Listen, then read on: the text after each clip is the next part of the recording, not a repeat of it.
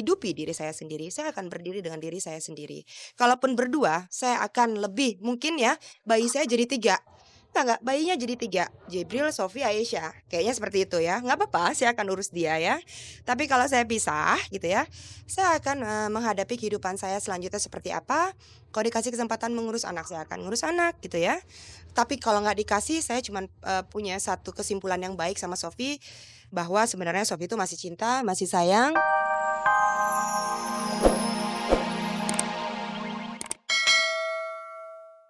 Apa kabar pemirsa? Jumpa lagi dengan tayangan Infotainment Kabar Kabari. Selama 30 menit ke depan, saya Hesti Purwadinata akan menemani sore Anda dengan informasi terkini dari dunia selebriti.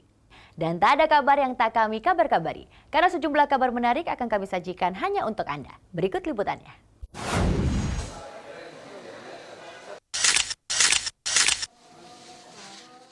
Kamu bilang apa di preskon tadi?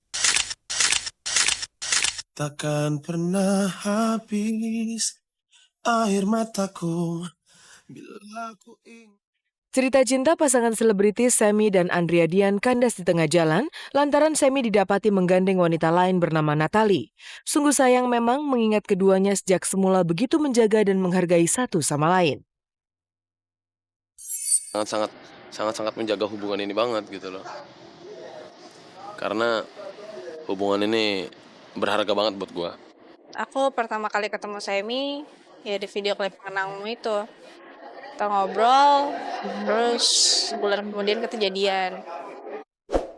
Sewaktu dikonfirmasi mengenai berita seputar kedekatannya dengan Natalie, Semi justru merasa diri dijebak oleh seseorang yang tidak menyukainya. Semi sendiri tidak berani menduga-duga siapa gerangan yang mencoba menjatuhkannya. Ada yang gak suka sama gua, mungkin bisa jadi. Tapi kenapa hal ini bisa terjadi ya karena malam itu udah seperti settingan bahwa itu udah diatur ada kamera gitu aja. Jangan lagi kau sesali keputus. Lain Semi, lain pula Andrea yang justru merasa begitu kecewa lantaran memergoki sang pujaan hati jalan bersama wanita lain. Andrea mengaku bahwa kecurigaannya sudah muncul sejak beberapa waktu lalu, tetapi ia tidak mau gegabah menuding sebelum ada fakta. Dan kini kepercayaan yang telah ditanam sekian lama oleh Andrea pun runtuh seketika. Malam itu pas malam tanggal 30 adalah malam dimana pembuktian supaya aku bisa ngeliat pakai mata kepala sendiri aku apa yang dibilang sama teman-teman aku itu semuanya benar, itu pembuktian. Walaupun sebelumnya aku juga udah dapat fakta-fakta yang lumayan bikin aku udah sakit gitu, apalagi sekarang aku harus ngelihat pakai mata kepala aku sendiri. Sampai akhirnya semua yang aku tanamin ke dia, rasa percaya aku, semuanya harus runtuh dalam satu malam. Pihak ketiga yang dibalik runtuhnya kepercayaan Andrea kepada Semi adalah sosok wanita bernama Natalie. Dituding sebagai dalang dari retaknya hubungan Semi dan Dea, Natalie pun angkat bicara.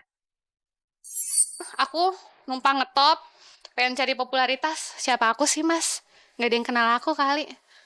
Kalau aku mau ngetop, ya ampun. Yang bawa wartawan Andrea, bukan aku. Malam itu, pas Andrea ngomong ke aku, udah lah, nggak usah bohong, gue udah tahu lu pacaran sama Semi, udah jadian kan. Siapa yang ngasih tahu? Aku tanya. Yang ngasih tahu Rudolf. Aku kaget. Lah kok Rudolf? Itu kan mantan pacarku, mantan pacar yang sudah lama putusnya. Pas kejadian setelah pengembalian cincinnya itu, aku masuk ke mobil, aku langsung nelfon Rudolf. Karena aku penasaran dong, lah kok kenapa dia mau ikut campur masalah aku? Aku telepon yang angkat Andrea, berarti mereka berdua yang sekongkol, bukan aku. Kau boleh acuhkan diriku dan anggapku. Meskipun pahit kenyataan ini, bagi Semi dan Dea, toh mereka tetap mencoba berpikir jernih. Setelah amarah yang begitu dahsyat mampir dalam hati Dea, akhirnya kata maaf bagi Semi pun keluar dari bibirnya. Begitu pula Semi yang nampak menyesali peristiwa ini. Nasi memang telah menjadi bubur, namun bubur toh masih dapat dimakan meski tidak senikmat nasi. Ya, aku kan bukan manusia yang sempurna lah ya. Pasti aku nggak luput dari kesalahan yang bisa bikin dia sebel juga. Makanya, makanya aku juga selalu membukakan pintu maaf. Karena aku juga berharap kalau aku emang salah, aku juga dimaafin gitu loh. Maknanya, jadilah orang yang lebih baik dan kalau udah punya pasangan jangan jalan sama teman walaupun itu hanya teman gitu. Iya dong, ambil pelajaran ya karena hubungan gua sama Andrea terlalu berharga untuk dikorbankan untuk suatu hal seperti ini.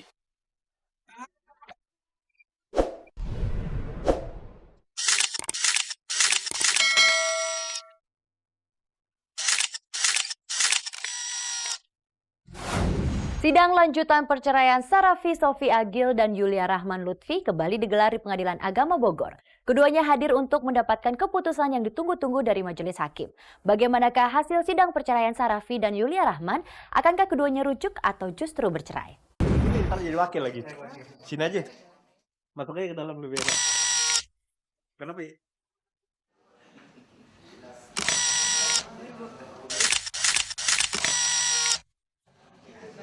Tenang, Beb.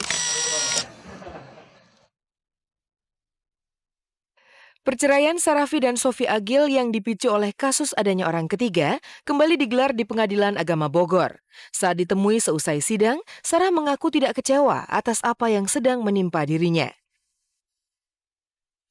Sarah yang menggugat cerai Sofi Agil sang suami merasa yakin bahwa majelis hakim dapat menilai dengan jeli siapa yang salah dan siapa yang benar. Di luar itu semua, Sarah hanya dapat memasrahkannya pada Yang Ilahi. Saya nggak pernah ada rasa kecewa, tapi di sini saya hanya bisa melihat Allah benar-benar menunjukkan mana yang tidak adil, mana yang benar dan tidak benar. Itu yang saya masih bisa saya syukuri. Ya, saya hanya tahu, jadi saya bisa tahu, oh ternyata orang ini seperti ini. Dan itu bagi saya warning gitu aja. Pada sidang yang diselenggarakan Rabu 9 Januari kemarin, Sarah tidak mengelak kemungkinan dirinya rujuk kembali dengan sang suami. Semua ia kembalikan kepada Sofi. Jika memang Sofi tidak memperumit masalah, maka Sarah pun tidak akan menuntut banyak. Sarah akan menerima apapun keputusan dan hasil akhir dari sidang perceraiannya tersebut. Namun rupanya kepasrahan Sarah bukanlah kepasrahan tanpa syarat, karena nyatanya toh Sarah mematok beberapa syarat untuk Sofi. Tergantung Sofi bisa make it simple, akan jadi simple. Tapi kalau Sofi make it simple, ya akan jadi simple. Dia semua tergantung dari Sofi. 3 huruf aja dia lakukan dalam 2 hal. 1, singkirkan ego. 2, panjatkan doa. Udah itu aja. Apapun yang terjadi keputusannya, berdua ataupun berpisah, ya. Karena dari sebelum Sofi pun saya sudah bisa menghidupi diri saya sendiri, saya akan berdiri dengan diri saya sendiri.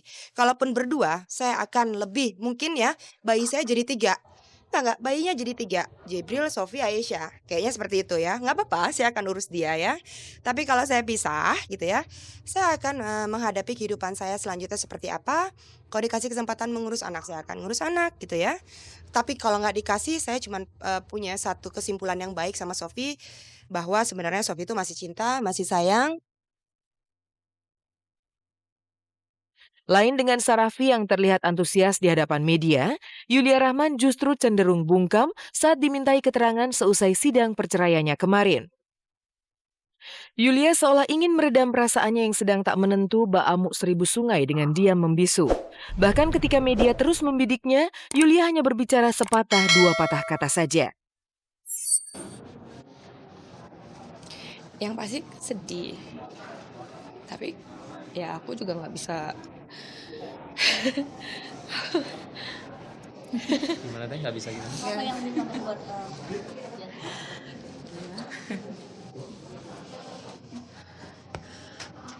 aku manusia biasa, aku punya perasaan, jadi tolong hargai perasaan aku ya.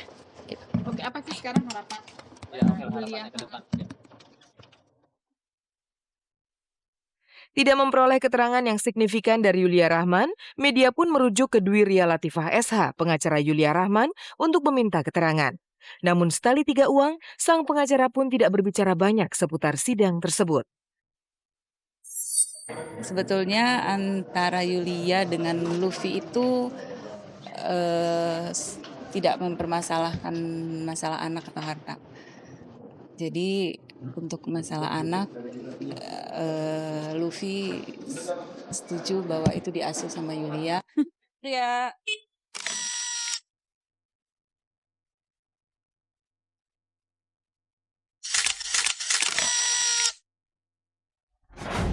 Grup band papan atas tanah air seperti Naf dan Ungu selalu menyajikan bait-bait lagu yang terasa manis dan romantis di telinga para pendengarnya.